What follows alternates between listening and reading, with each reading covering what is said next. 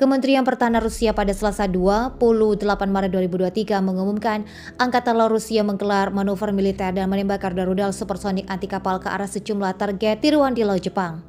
Dilansir dari Al Jazeera, Rusia menjelaskan bahwa uji coba dilakukan oleh 2 buah kapal dengan meluncurkan rudal ke tiruan kapal perang musuh dengan jarak 100 km. 2 rudal jelajah supersonik yang diberi nama Morsky itu memiliki kapasitas hulu ledak dan nuklir konvensional. Dalam laporan media Jepang, 2 rudal balistik yang diduga diluncurkan oleh Korea Utara pada Senin 27 Maret 2023 pagi mendarat di luar zona ekonomi eksklusif Jepang. Kantor berita Korea Selatan yang mengutip militer Korea Selatan melaporkan bahwa Korea Utara melakukan uji coba rudal balistik yang tidak ditentukan ke arah Laut Jepang pada hari Senin. Di perairan Laut Jepang, kapal menembakkan rudal jelajah Morsky ke target tiruan. Target terletak pada jarak sekitar 100 km dan berhasil dihantam langsung oleh kedua rudal, kata Kementerian Pertahanan Rusia. Rudal P-270 Morsky yang oleh NATO dinamai SSN-22 Chumbum adalah rudal jelajah supersonik jarak menengah asal Soviet yang mampu menghancurkan kapal dalam jarak hingga 120 km. Latihan penembakan rudal yang dilakukan oleh Angkatan Laut Rusia kali ini hanya berjarak sepekan setelah 2 pesawat bom milik mereka terbang di Laut Jepang. 2 pesawat pembawa bom nuklir tersebut terbang di atas Laut Jepang selama lebih dari 7 jam.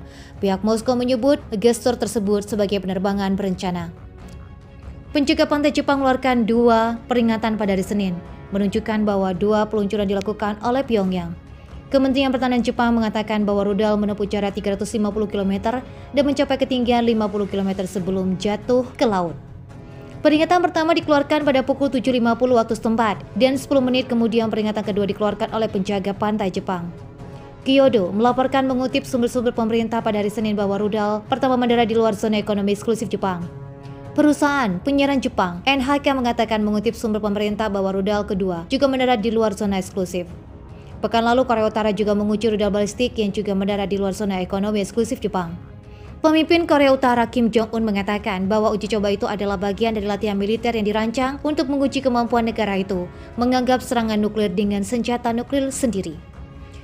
Koordinat pasti uji coba rudal tidak disampaikan oleh pihak Kementerian Pertahanan Rusia. Meski begitu, mereka, luar negeri Jepang, Yoshimasa Hayashi, mengatakan negaranya akan tetap waspada terhadap operasi militer tersebut. Hayashi menyampaikan sampai saat ini tidak ada kerusakan yang dilaporkan akibat aktivitas itu. Uji senjata hari ini merupakan kelanjutan dari operasi kapal selam Rusia di Laut Jepang beberapa minggu lalu. Moskow melaporkan bahwa rudal jelajah kaliber milik kapal selam mereka berhasil mencapai target darat sejauh lebih dari 1.000 km.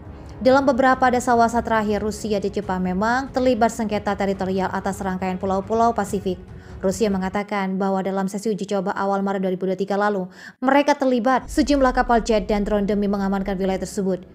Rudal kaliber yang digunakan untuk uji coba tempo hari juga pernah dipakai Rusia untuk menyerang berbagai sasaran di Ukraina.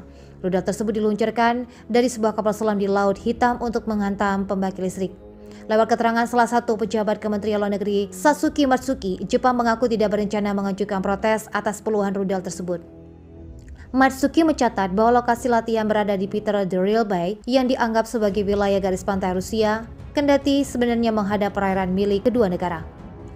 Secara garis besar, Jepang prihatin dengan peningkatan aktivitas militer Rusia di sekitar pantai Jepang dan saat ini harus mengawasi mereka dengan hati-hati, ujar Matsuki.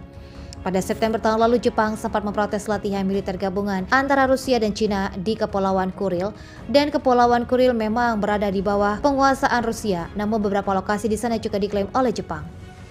Kim Jong-un menekankan perlunya untuk membiarkan personil layanan terbiasa dengan keadaan tak terduga dan membuat mereka lebih siap dalam sikap aktif mereka untuk melakukan serangan nuklir negara dan luar biasa kapan saja, ungkap media pemerintah Korea Utara pada saat itu seperti dilansir dari Sputnik News pada Senin 27 Maret 2023. Korea Selatan dan AS mengatakan latihan militer bersama di kawasan itu awal bulan ini dalam operasi bernama Freedom Shelf 23. Korea Utara menyebut latihan itu persiapan untuk perang agresi oleh Amerika Serikat dan Korea Selatan.